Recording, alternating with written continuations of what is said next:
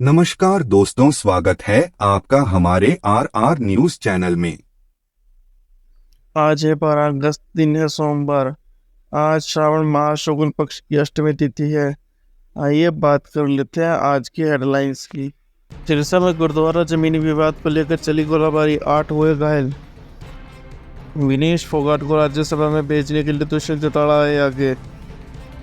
हरियाणा में बिजली कनेक्शन के लिए नई समय सीमा तो हुई तय। जेजेपी ने 71 नए हल्का अध्यक्षों की नियुक्ति की। हरियाणा में जल्द हो सकते हैं चुनाव आयोग का आज दौरा। सांसद कुमारी सैलजा ने भाजपा के 10 साल के शासनकाल को बताया धोखेबाज। सेबी प्रमुख पर हिंडनबर्ग के आरोप, राहुल गांधी ने सरकार पर साधा निशाना। राज्यसभा उपचुनाव के बाद भाजपा को बहुमत मिलने की उम्मीद। सुप्रीम कोर्ट ने पैकेज फूड पर चेतावनी लेबल लगाने पर विचार किया। भारतीय किसान यूनियन ने जींद में टोल प्लाजा फ्री करवाया। कांग्रेस विधानसभा में जिताऊ टिकाऊ प्रत्याशियों को देगी टिकट, बोले भूपेंद्र हुड्डा। उड़ी हरियाणा वर्दी को मिला बेस्ट फीचर अवार्ड।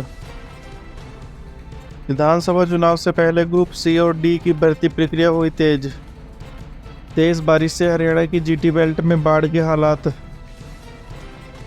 मुख्यमंत्री ने गुरुग्राम में जाट भवन के लिए 31 लाख रुपए देने की घोषणा की।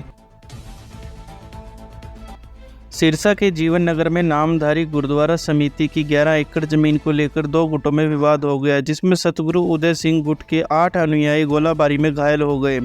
3 की हालत गंभीर है। पुलिस ने 13 नामजद और 250 से अधिक लोगों के खिलाफ केस दर्ज किया है। घटना के दौरान हथियारों से लैस गुट जमीन पर कब्जा करने पहुंचा था। हरियाणा के पूर्व डिप्टी सीएम दुष्यंत चौटाला ने अंतर्राष्ट्रीय पहलवान विनेश फोगाट को राज्यसभा भेजने के लिए समर्थन जताया है। दुष्यंत ने राष्ट्रपति और प्रधानमंत्री से विनेश को सचिन तेंदुलकर की तरह राज्यसभा में मनोनीत करने का अनुरोध किया। इससे पूर्व भविष्य सीएम भूपेंद्र सिंह हुड्डा ने भी यह मांग उठाई थी। राज्यसभा में 4 मनोनीत सीटें खाली हैं, जिसे राष्ट्रपति नियुक्त कर सकता है।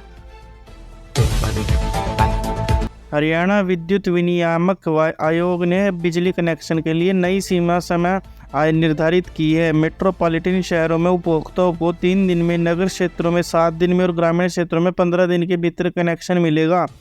आयोग का उद्देश्य उपभोक्ताओं को कम समय में संतुष्टि देना है। समय सीमा का पालन न करने पर बिजली विभाग के अधिकारियों की जवाबदेही तय की जाएगी। जननायक जनता पार्टी के संगठन के पुनर्निर्माण के तहत 71 हल्का अध्यक्षों और 2 हल्का प्रभारियों की नियुक्ति की गई है। पार्टी के प्रदेश अध्यक्ष ब्रिज शर्मा ने वरिष्ठ नेताओं के साथ विचार विमर्श कर यह सूची जारी की। नियुक्तियां अम्बाला सिटी से लेकर नलवा तक के विभिन्न क्षेत्रों में की गई है, जिनमें विवेक चौधरी, प्रदीप गोयल, सुभाष गोरछिया और राजेश सरपंच रालवास खुर्द शामिल हैं। हरियाणा में विधानसभा चुनाव समय से पहले हो सकते हैं, क्योंकि केंद्रीय चुनाव आयोग की टीम 2 दिन के दौरे पर आ रही है। प्रदेश की अफसरशाही और भाजपा संगठन चुनावी मोड़ में सक्रिय हो गए हैं। मुख्यमंत्री नायब सिंह सैनी और सचिवालय के अधिकारी देर रात तक काम कर रहे हैं।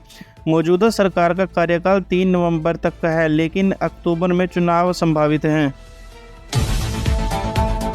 अखिल भारतीय कांग्रेस कमेटी की महासचिव कुमारी सैलजा ने बीजेपी सरकार पर 10 साल तक जनता के साथ धोखा करने का आरोप लगाया।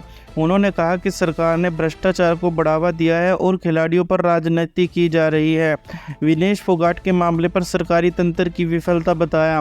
राम मंदिर निर्माण और हांसी को जिला बनाने के मुद्दे पर भी सैलजा ने सरकार को घेरा। हिंडनबर्ग द्वारा सेबी प्रमुख माधवीपुरी बुच पर लगे आरोपों के बाद राहुल गांधी ने सरकार पर निशाना साधा। उन्होंने सेबी की शुचिता पर सवाल उठाते हुए कहा कि क्या सुप्रीम कोर्ट इस वक्त स्वतः संज्ञान लेगा। आरोपों पर में कहा गया कि बुच और उनके पति की अदानी समूह में जुड़े विदेशी कोष में हिस्सेदारी है। सेबी प्रमुख ने इन आरोपों को खारिज करते हुए इसे संस्था की विश्वसनीयता पर हमला बताया। अगले महीने 12 सीटों के लिए होने वाले राज्यसभा उपचुनाव के बाद भाजपा के नेतृत्व वाले राज्य को उच्च सदन में बहुमत मिलने की उम्मीद है। फिलहाल भाजपा के पास 80 और उनके सहयोगी के पास 105 सांसद हैं, जो 6 मनोनीत सदस्यों के समर्थन से 111 तक पहुंचते हैं। उपचुनाव में 11 सीटें मिलने पर राज्य की संख्या 122 हो जाएगी, जिससे प्रमुख विधेयकों की मंजूरी मिलने मिलेगी। चुनाव 3 सितंबर को होंगे। सुप्रीम कोर्ट ने पैकेट फूड पर चीनी, नमक, सैचुरेटेड फैट की मात्रा दर्शाने वाले चेतावनी लेबल की मांग पर विचार का मन बनाया है। कोर्ट ने केंद्र सरकार को नोटिस जारी कर 4 सप्ताह में जवाब मांगा है। जनहित याचिका में मधुमेह और अन्य बीमारियों का हवाला देकर लेबल अनिवार्य करने की मांग की गई है। मामले की अगली सुनवाई 27 अगस्त को होगी। हरियाणा के जींद में भारतीय किसान यूनियन ने रविवार को जींद पटियाला हाईवे पर स्थित खटकड़ गांव का टोल फ्री कराया। भिखाइयों ने आरोप लगाया कि टोल कर्मचारियों ने भारतीय किसान यूनियन के झंडा लगी गाड़ियों और आईडी कार्ड दिखाने वालों से टोल लिया और उन्हें परेशान किया। भारतीय किसान यूनियन ने घोषणा की है कि यदि ऐसे व्यवहार जारी रहा तो प्रदेश के सभी 41 टोल प्लाजा को फ्री करवा दिया जाएगा। हरियाणा के पूर्व मुख्यमंत्री भूपेंद्र सिंह हुड्डा ने कहा कि कांग्रेस सभी विधानसभा क्षेत्रों में जिताऊ और टिकाऊ प्रत्याशियों को टिकट देगी। उन्होंने आरोप लगाया कि भाजपा ने 10 साल में कोई काम नहीं किया और अब चुनाव से 2 महीने पहले घोषणाएं कर रही है। हुड्डा ने कहा कि आगामी विधानसभा चुनाव में कांग्रेस और भाजपा के बीच मुकाबला होगा और कांग्रेस किसानों को उनकी फसलों पर MSP देने का वादा करती है।